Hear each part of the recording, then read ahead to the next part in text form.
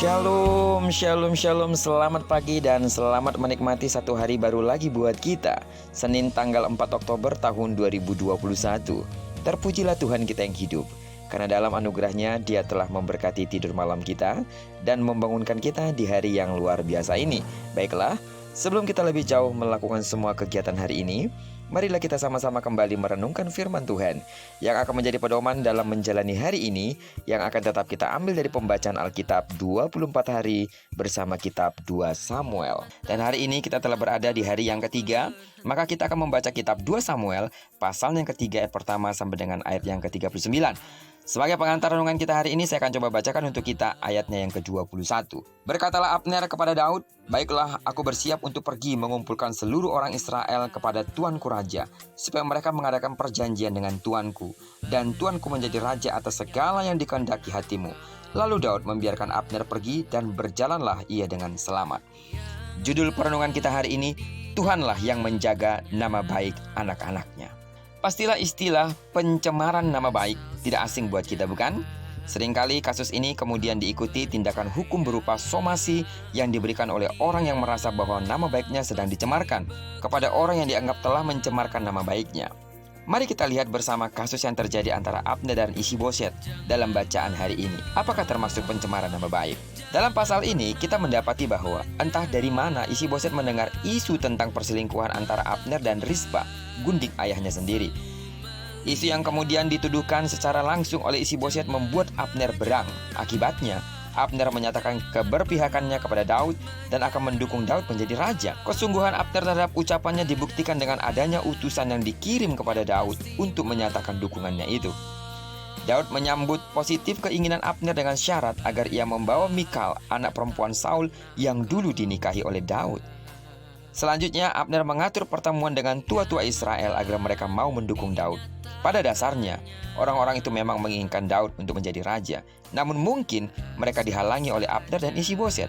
Pernyataan Abner kepada tua-tua Israel saat mencari dukungan bagi Daud terasa janggal.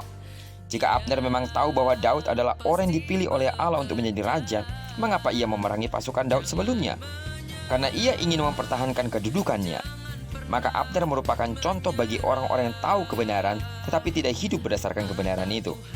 Lalu mengapa ia kemudian mendukung Daud? Karena Ishiboset telah menyakiti hatinya, bukan karena ia tahu bahwa Daud adalah orang yang dipilih Allah untuk menjadi raja. Perilaku Abner menjadi pelajaran penting bagi kita. Ketahuilah apa yang benar dan yang dikehendaki Allah, lalu bertindaklah sesuai kebenaran itu.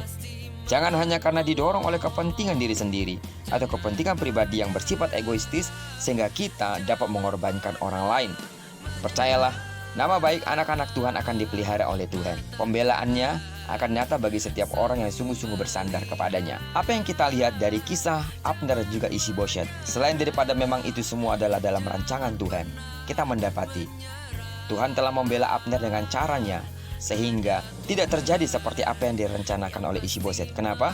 Karena memang Tuhan punya rencana atas Abner untuk Daud. Sidang jemaat Tuhan yang saya kasih dalam nama Tuhan Yesus, mungkin di sekitar kita ada orang-orang yang ingin mencemarkan nama baik kita, membicarakan kita di belakang. Di depan kita mungkin bersikap baik, namun di belakang mulai menikam kita dengan kata-kata, fitnahan, dan hal-hal yang buruk yang mungkin sama sekali tidak kita lakukan. Percayalah, kita tidak dapat memperbaiki nama baik kita kecuali Allah sendiri. Dan Allah tahu bagaimana caranya memperbaiki nama baik anak-anaknya. Hanya saja, berlakulah setia, berlakulah tulus, dan tetaplah kerjakan bagianmu sebagai anak-anak pilihan Tuhan yang harus jadi berkat dimanapun kita berada. Terpujilah nama Tuhan.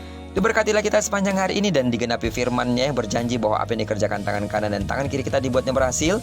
Kemanapun kaki kanan, kaki kiri kita melangkah, di sana kemuliaan Tuhan akan dinyatakan. Amin.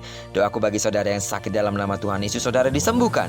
Dan bagi saudara yang memiliki persoalan-persoalan yang genting dalam hidupmu, percayalah saat engkau datang kepada Tuhan, Tuhan akan sanggup menolong engkau. Dan percayalah pula, Tuhan telah memberkati hidupmu dan menolong engkau saat ini sampai selama-lamanya. Semangatlah terus, karena Tuhan Yesus bersama-sama dengan kita.